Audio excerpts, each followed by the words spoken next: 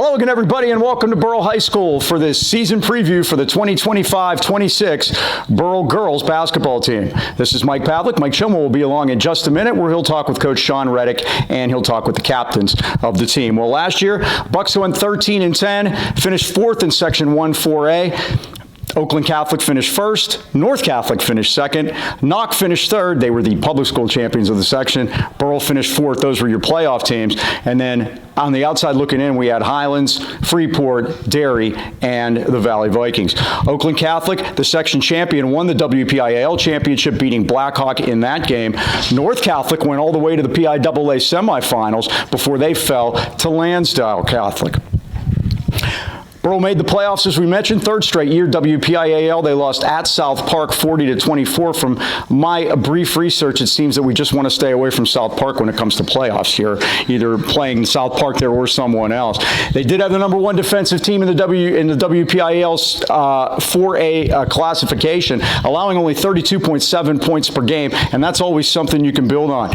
Juliana Fisher, the graduate, lost from the team a year ago, the leading scorer, leading rebounder, and the Bucks are going to have to look to replace her as we move on to the season. We mentioned Shaun Reddick coaching in his sixth season, stint number 2. First was the coach back in the 2001-02 season, pre-social media. A lot of differences between then and now. This is, as we mentioned, sixth season overall. They've made the playoffs 3 years in a row, but here's the hump they're trying to get over. They're trying to win a playoff game. They haven't won a playoff game on the court since 2016, when Megan Zemansky was still here, a 22-7 section championship team. They won 4 playoff games between the WPIAL, the play-in, and the state playoffs, and their last win was against Canavan, kind of a revenge game there, considering what Canavan had done to them in the previous years in the PIAA playoffs. All right, when we come back, the Dean Mike Choma will join us. He will have Coach Shaun Reddick, and we'll talk to the captains of the team. That's coming up right after this. With Coach Shaun Reddick. And Shaun, Mike said earlier, 20 years time between being a head coach. What brought you back? Well, I never actually left the game. I've been coaching on and off with middle school teams, ninth grade boys teams. So I've still enjoyed coaching, but, you know, time constraints and things, when you're coaching varsity, it's a significant time commitment. And now that I've retired, I have plenty of time to, you know, work on scouting and those kinds of things that you can't really shortchange the kids on. Mike mentioned social media. I read on social media, some coaches are in it just for the stipend. Can you believe that? It works out to what, a nickel an hour? I think at the end of the day, I actually end up owing money.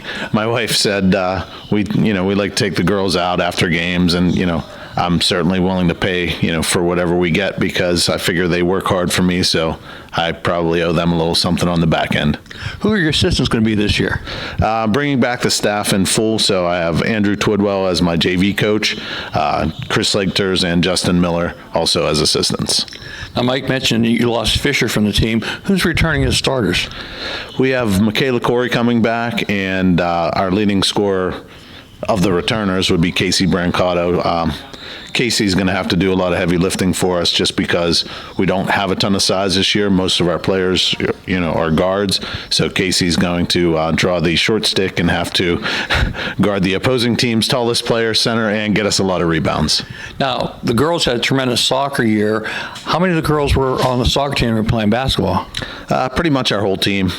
We don't have too many basketball-only kids, so that makes a difference, and it also gives the head coach anxiety, because the season starts a lot later than everybody else. Now, do you think it translates, so they had such a successful soccer season? Can it come and transfer into basketball too? I think a lot of what happens on the soccer field actually translates well to basketball, just in terms of, you know, creating triangles, creating movement, you know, going to open space. A lot of that is definitely crossover between sports. And winning breeds winning. Mike mentioned, you know, in 4A you were the number 1 team in defense. Is that going to be your calling card this year? Well, as long as Coach Legters keeps up his end of the bargain, he tends to be our defensive specialist. So if Coach is doing his job right, hopefully we'll actually improve improve on that. We love defense. Yeah, I always say defense travels, defense is hard work, defense is teamwork.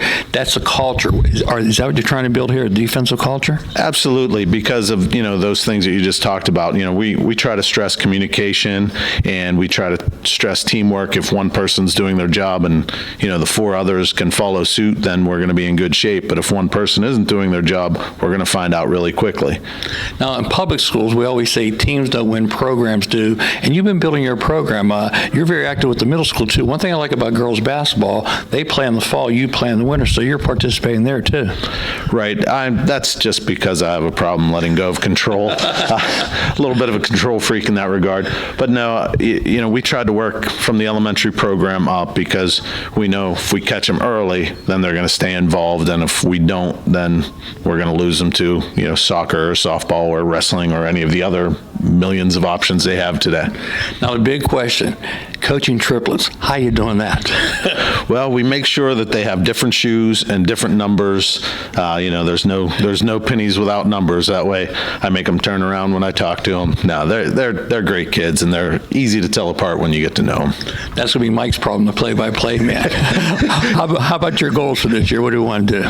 Well, our goals don't change from year to year. A lot of people put emphasis on, hey, we'd like to go do this or we'd like to go do that. What we're hoping to do, is improve as we go through the season and, just get better and better and better and be playing our best basketball in the end. And hopefully, then things like winning a playoff game or, progressing or whatever accolades come naturally. Looking forward to this season. Avoid South Park. Amen. Thanks, Shaun. Thank you. Joined by Captain Casey Brancato. Case, you're listed as a guard and a forward. Do you have a preference to what position to play? Honestly, I prefer guard. I feel like I have more options and I can read the floor better. Now, Coach says it's going to be a tough year for you this year. You're not very big, so you're going to have to play with your back to the basket. Do you like to pin down that guard in the post, or you prefer to be out front, maybe take a forward to the basket? Honestly, if a forward's guarding me, I like to shoot it because then they'll come out and I'll beat them on the first step. But if it's a guard, I'd probably go back to the basket and try to post them up. Speaking of shooting, you come from a very athletic family. Your mom was a collegiate swimmer. Your uncle, we know him as Buzz, Jeff Carazza. He led the nation in shooting percentage when he was in college. When it came to shooting, you went to Micah Mason. Why? Honestly, I don't know. It was my uncle's idea, actually. He was like, he's one of the best shooters, so that's just where we went. What did he teach you? He taught me my form and just like how to shoot. I know Mike is big on quick release too, catch and shoot, right? Yeah. And that helps a lot too. Now, you also play AU basketball, and I understand you had a great coach, very interesting guy. Mike and I know him, Paul Zeiss. Tell us a little about Paul. He was real funny. We ran a lot.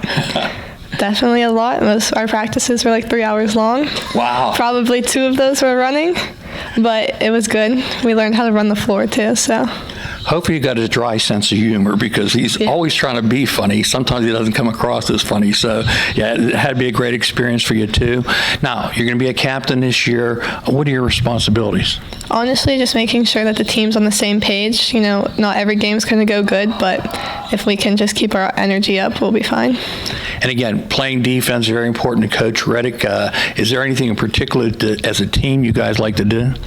We keep them to the side. Not a lot of teams know how to go against that. So that's one of our big things that we work on. Yeah, we call it, there's funneling and fanning. So you're basically fanning them away from the basket. Yeah. Now, as far as goals this year as a team, any particular goals? The last 3 years, we've made it to the playoffs. So that's not really impressive anymore. We're going to hopefully win this year and keep going. Win a couple playoff games. And how about you? Future goals for you? Honestly, I just want to do whatever it takes to get us to win those games, so I'm not really worried about myself in particular. And beyond high school, any plans yet? I'm going to go to Allegheny and play basketball and major in biology. Well, it's a great thing to do. Allegheny is a great school, so congratulations. Look forward to doing your games this year. Thanks for stopping by, Casey. Thank you. Joined by McKenna Miller now. McKenna, before we get started, congratulations. Great soccer year. All section of the Post-Gazette. Valley News Dispatch named you an all-star yesterday. It's been a great year. Unfortunately, you had an injury during the season. What happened? So earlier in the season, probably in like July, I got hurt in a soccer game during the summer, so my knee wasn't quite right from there. Then I kept playing, kind of dislocated during the season a couple of times. I kept playing, made it all the way to state championship, and then a couple of days later I played another cup game, and I probably shouldn't have, but I basically dislocated my knee again. So I'm out for a while now, but need some rest. So. And again, Coach says it'd be very hard to replace you because you never came off the floor. You were the point guard. You were the leader on the floor, the coach on the floor. How are they going to replace you? So we, obviously I was a leader last year. We have a very big group of underclassmen that I know will be able to get the job done. Chase Coury, for example, she is an excellent ball handler. I know she'll be a great point guard. And then hopefully whenever I come back, I'll probably move into the 2 or the 3. Now, you mentioned the younger girls coming along. Are you going to be doing a little coaching from the sidelines while you rehab? Of course, yeah, of course. I'll always be, doing what I can to help the younger players because that's what the older players did to me whenever I was freshman and sophomore. And as a junior, to be a captain, that has to be a special honor. Yeah, of course. I'm super grateful. I also know that Mikayla and Casey, they can truly help the team as well. So I think the 3 of us combined, the soccer chemistry, bringing it into the basketball team, I think it's really helpful. So, yeah. Yeah, I talked to Coach Reddick about, the fact that, you guys did so well in soccer. Can that come over into basketball? And he thought so, too. Of course, yes. So we had a great run. I think every single day we spent together, almost too much time, but we're so close with each other. And I think there's 7 or 8 girls from the soccer team that play basketball as well. So we're super tight and we know each other really well. That's going to be great. Now, this year, as far as goals for the basketball team, have you set any? I think the main goal is obviously making it to playoffs again and then getting our first win. It's been tough. I know we said stay away from South Park for sure. Right. And how about you, your future plans? So I'm attending college at LaSalle for soccer. I also plan on going into the business school. Great. Number 1, get healthy. Number 2, win a playoff game. Yes. Thanks for stopping by, McKenna. Thank you. Joined now by our final senior captain, Mikayla Coury. Mikayla, you're a shooting guard, and we know one thing, shooters have to shoot, but unfortunately, you're not going to have your point guard with you to begin the season. Is that going to affect anything? I think we're trying to find new people to fill those positions and just work around with a bunch of different combinations. We have a lot of new freshmen, that's our biggest class. So we're just going to work together and see what we can do. Well, let's jump to that question right away.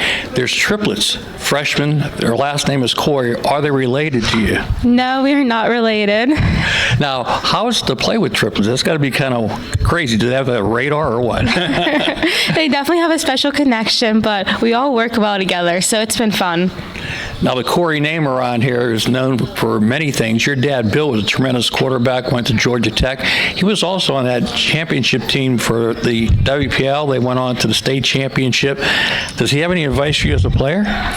Yes, he always sends me messages to help me up. He says, focus on the little things for sure, be confident in myself. Defense is key, defense is strong. He's just very supportive of me too. Fantastic. And you got a brother, Brandon, play here too. He's at Seton Hill. Now, do you guys work out together? Yeah, we do sometimes. A lot in the summer whenever he's home. We work out together. It's fun getting to do the same sport as him. Any one-on-one? Do you play any one-on-one together? I don't think that would be the best option for me. He's got a bit of advantage, size on me. Who's the better shooter? I might have to give that to him. Okay, well, keep working at it. There's no doubt about it. You guys had a great year last year, made the playoffs every year you've been on the team. Any goals this year? I think we want to just keep working hard, win some more section games, and we've made it to the playoffs every year I've been in high school, so we're shooting to win that first round game and strive for that. Everybody seems to be aiming at that. We're going to be thrilled to do your games this year, and say hello to your dad for us. I will, thank you. Thank you, Mikayla, for stopping by. Thank you. All right, welcome back. We'd like to thank Coach Shaun Reddick for his time in making the girls available.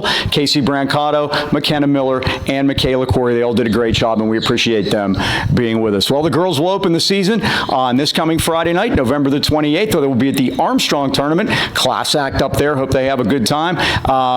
And then they will be playing Armstrong, the Riverhawks, in the first game up there on Friday the 28th, Black Friday. Now, we'd like to tell you what our schedule is going to be. And we will have 4 games, and they will be as follows. Thursday, December the 11th, we will have Highlands here, a section game. Nia Thomas taking over. It'll be her first section game as coach of the Highlands Lady Rams. On Monday, December the 5th, the Freeport Yellow Jackets with Jason Kerr at the helm. Jason, of course, trying to become the first coach to coach every WPIAL AK Valley girls basketball team. And he's young. He's had a good start at it. On Monday, January the 19th, the Knock Knights will be here. Finished third a year ago, and were as we mentioned, the public school section champion in Section 1-4A. And then finally, we'll wrap it up on Friday, January 23rd against the Plum Mustangs. It'll be a non-section game. A 5A squad. They did make the playoffs a year ago, and we will have that one for you right here on YouTube, and we would like you to join us for that. So we want to thank everybody that joined us for this, our preview of the Burrell Bucks girls team for this year, and we appreciate that. And again, thanks to the players and Coach Reddick for joining us. So I'd like to wrap it up. For the Dean Mike Choma, this is Mike Pavlik saying thank you for watching, and until next time, so long, everybody.